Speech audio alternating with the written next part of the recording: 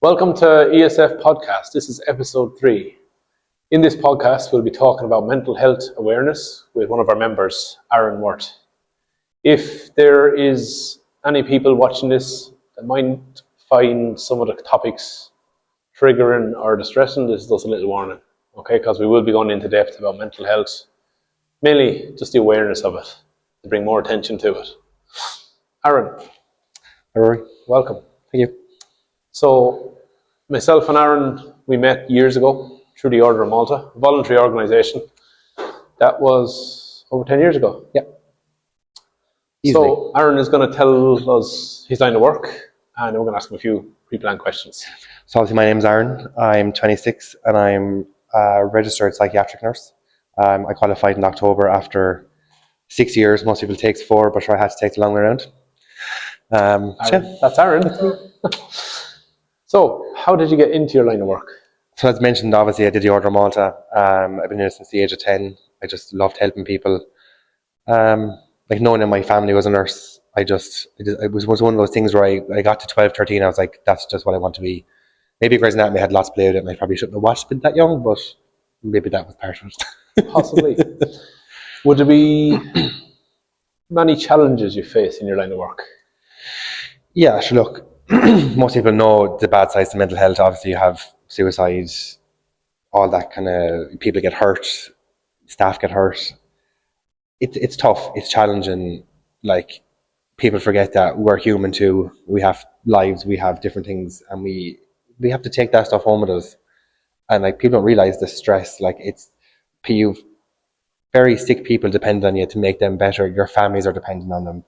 Like, you're always in the limelight. You always see it in the paper, mental health this, mental health that. There's not enough services. There's not enough beds in the country. Yeah. And like, that all plays a part on nurses because we're the ones that are there 24/7.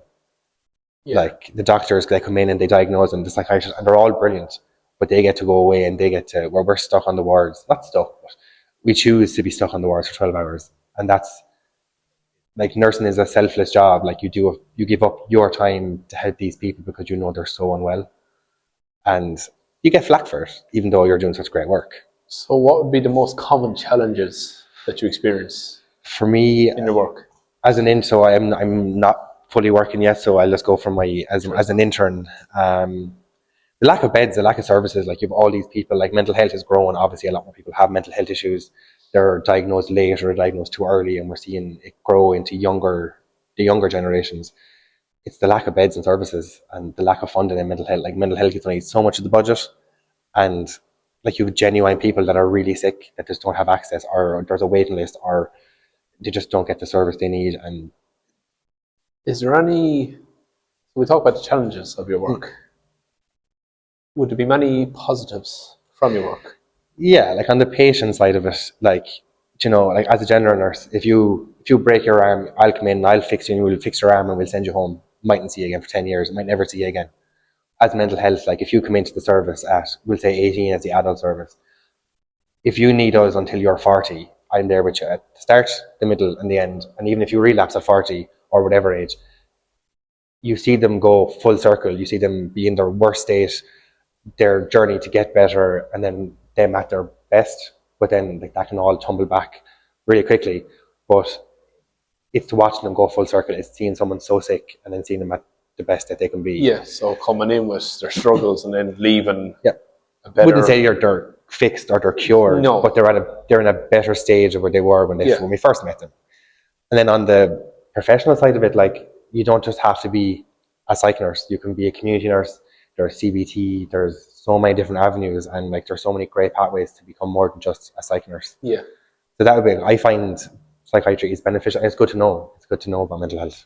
So it's not more so finding the cure for people, it's more so helping people through their dark moments to like, mental health is now, it's not just mental health, it's mental health and well-being. Like, yes. You're never going to be cured of mental health, no. But we can get you to a point in your life where it's balanced, where you're like, yeah, you might be on meds or you might have to go to therapy, but you can go to work, you can have a family, you can have a social life. It's not going to completely take over and rule you. It's like watching Ratchet and like, oh, they're all locked up in facilities and the doors are locked and that's where you're going to be for the rest of your life in a straitjacket. Yeah. That was Like, don't like when you watch Family Guy and things like that. Like they like wrap you up and they That's wrap it. each other And up in the like things. their straight jackets have been a thing since the 50s. Like a lot of mental health problems that like people that don't know mental health, like my grandmother, for instance, would be like, "Oh, you like it's like one flew over the cuckoo's nest," and I'm like, "What?" That's like, Or just yeah, or my grandmother when she was alive, yeah, she can't do it now. She said, "Yeah, I was never depressed in my life." yeah, She said, "I never had time to be depressed. So I'll always be working," yeah. and you know. So And that's she it. Like I was, find the like, silver screen, the media creates such a oh yeah, horrible side of mental health where it's not like that. and my grandmother was, "What are you depressed about?" Like when she was alive, and she'd be saying, "What are you depressed about?" Yeah, More so, like, "What's the problem?" But the way I deem it myself is like lime scale in a kettle. yeah. It's a build up. It's not just one big thing. Maybe it might promote it to come on. Yeah. Like some people are born with mental health. It's genetic. Yeah, It happens. But again, like I said, like mental health doesn't just happen overnight. It's a constant. It's mental health where you get to the point where you can't cope anymore, yeah, and then that's where the problem arises. You need to catch the problem early. But some people don't ever see it. Like you might have gone through your whole life till you're 30 and not have a problem, and then hit a midlife crisis where you're like, yeah, right, I'm here and I should be having a house and I should have this, that, and the other, and my life's not together. yeah. And now shit, I'm depressed. Like, do you know, like, I think like anytime people compare themselves to others, yeah, that can lead to it. Would I be right in saying that? Or yeah, like because I always say like there's only one version of me, there's only one version of you. Like what I find normal, what you find normal are two sets. Like yeah, normal is sitting on a dishwasher. There's it's no perception. yeah, there's no such thing as normal. Yeah, Like everyone is normal in their own way. Even that's so cringe, but like yeah, everyone it is is very normal cringe. in their own way. Like or I find like well Rory is whatever age and he has a car and a house and a mortgage and I'm 26 and I might have a nice car but I don't have a house or a mortgage or Yeah, you know I like don't have a mortgage. no, but it's just for argument's sake. But like me trying to, I'll never be you, and you're never going to be me. So why am I trying Yeah, to run a race with you that I'm never going to win? it's like a train track. Yeah, We're both on our separate ways. that's it. We might Go be on the away. same We might be track, in, but yeah. do you know. You might be a bit far behind. I might be a bit far, or the reverse of that. And again, like perception is fickle. Like people's perception of you is that's their opinion. It's not Yes, yours. it's not the truth. Yeah, It's not like reality. no, and like what people say about you is none of your business. True. You know what I mean? Like It's that's very what true. they like. Worry about you, they'll worry about themselves. Very true. You know? Now, just going on to you, Yeah. if you don't mind me asking, and if there's any questions at all that you don't want to answer, there's no pressure. Yep. I won't hold a gun to your head or anything like that. You sure? We'll see. Did you have any mental health struggles yourself, whether it be when you were growing up or just in general in your life? Yeah, so look, most people go through mental health at some period in their life. Some it stays with them, some it doesn't. Mine started years ago. I had friends in school. I was just started secondary school, and I was really heavy for my age. Like whatever, I'd like food, so shoot me. And my friends, who I would have called good friends, like my closest friends, bullied me. So I started what would people would consider as purging. So you'd eat and vomit, and then not fast for long periods of time, which is I think is it bulimia. Most like models and ballerinas they suffer from that because they need to keep an image. So I fell into that trap of listening to other people and what they said, and that's the way I should have been. So I created a problem because I listened to other people and what Yeah. they said, and that led me to obviously I wasn't getting nutrients. I wasn't like I got really sick. There was no point in saying it. I got depressed. We all did silly things. I said silly things. I stopped doing what I liked, and then I just said one day, well, what was the point? Like it just one day I woke up and went, I am damaging myself for who? So they think I'm cool. And even when I got thin and I got better, it still wasn't good enough. I was too thin and I looked sick. And I was like, right, so I was too fat and then I was too thin. So it's like Goldilocks. It's never going to be what you want it. So I was like, Yeah. you know what, I'm not going to do that anymore. If I'm going to do something, I'm going to do it for me. And then another part of my struggles throughout the life is I've lost a couple of friends to suicide. Look, suicide is tough. And what really got me is like when I went to her funeral and all the people that were there and that were there for her. And when we found out why she did what she did, it was because other people had said things or it wasn't her. She felt so in a place where she needed to do that because of what other people thought and said about her. But these people came. It was like A bit late now. it was a bit kind of late way, now. yeah. Like you caused this, and you're going to say you didn't, but you actually did. And then, like, obviously, growing up, when, like, I had a partner. After 5 years, we split up, and I ended up in a weird mental headspace there for a while in the relationship and out of the relationship. And like, it took its toll on me. Like, that person stripped everything from me, took my personality, took my hobbies. Like, they created the narrative that they were the most important and nothing else mattered. Yeah. Like, I nearly lost family members. I did lose good friends, and it was all orchestrated from that. And that put me into I was a dark place, but even though I was studying to be a psych nurse, like, I had to pretend that everything was fine. Like, so on the outside, everything was like, I'd go to work and I'd smile and everything was fine. But then I come home You're and fighting it's your own minor demons. individual battles. Like, And then because the person that you should be able to talk about was the one creating the demons, you couldn't talk to them because they put it back on you. yes. And then you couldn't talk to your family because, well, now you're a puppet, so you're, Yeah. so it was hard. So when you're in that kind of situation, you kind of There's you no go way. more towards that person. Yeah. And They drag you in. Then away from your family. And then if you go back, you've already burnt your bridge, essentially. That's it. Or So you can't go back and you can't go that way. they're manipulating you to say this, and your friends say this because they don't like me, even though it never happened in the first place. But they've created this point where they're the only thing that matters. Yes. And like you said, instead of vibrating away from them, you vibrate back to them. Yeah. And that puts you in a because you're like, right, I need help, but I can't. I can't go to the person that I wanted to talk to, so now I have to Go back.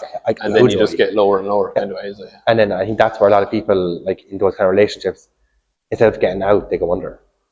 Like, they don't see a way out. Yeah. Where, like, now I'm glad he broke it up. He broke it off with me, so I can't say I was the one that broke it off. Yeah. So But, you got a lucky escape. Like, I always say that, I was like, he didn't actually realize what good he did for me. Like, when he left, he was like, oh, you'll never live without me. I've lived my best life. Like, he didn't realize how good it was. Delighted for you. Delighted for you. Like he done me a favor without even realizing it. Thinking he was going to hurt me, but he did me the favor. Yeah.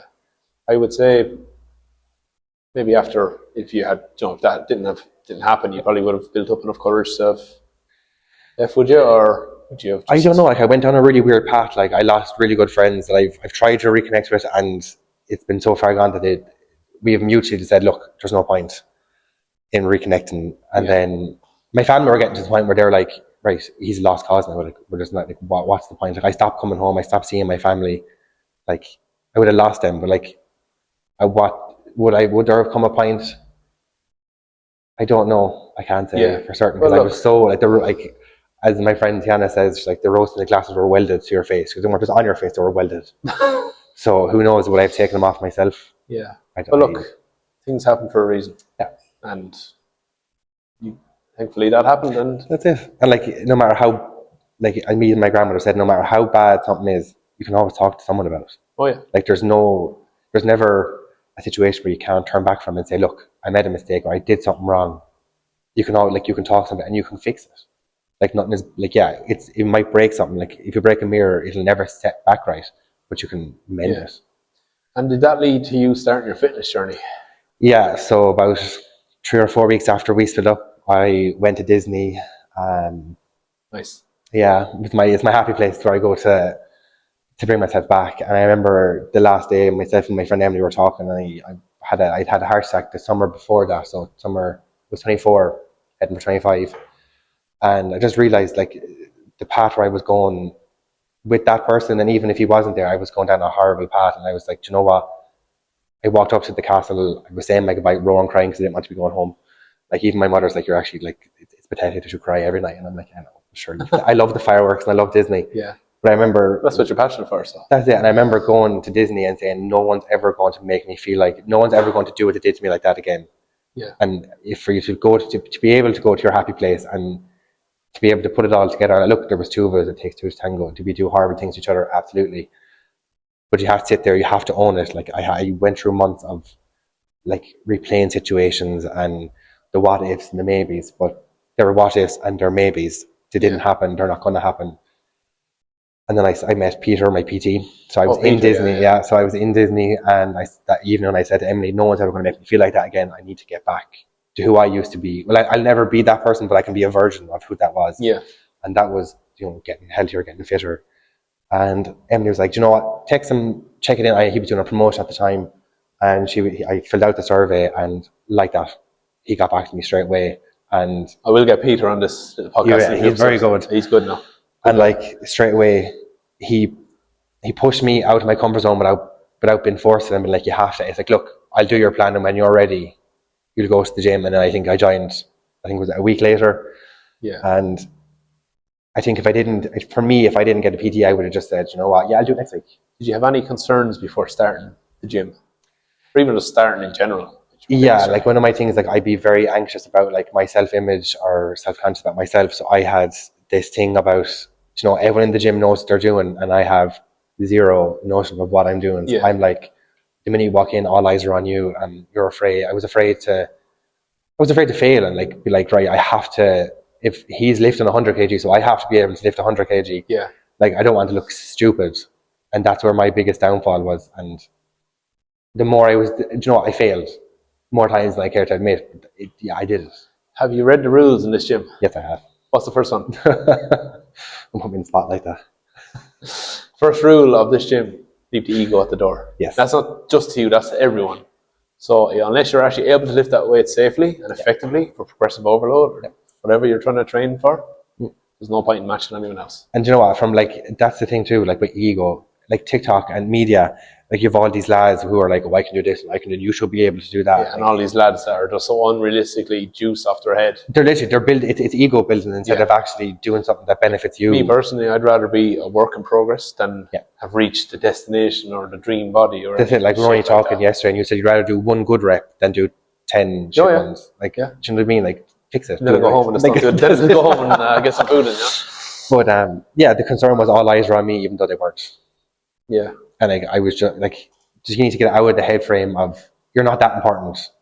Yeah. Everybody's gonna be watching. A lot of people are thinking, oh God, Aaron's looking at me, and then you're thinking, oh, he's looking at me, and but then I'm thinking about me, and you're thinking about you. Yeah.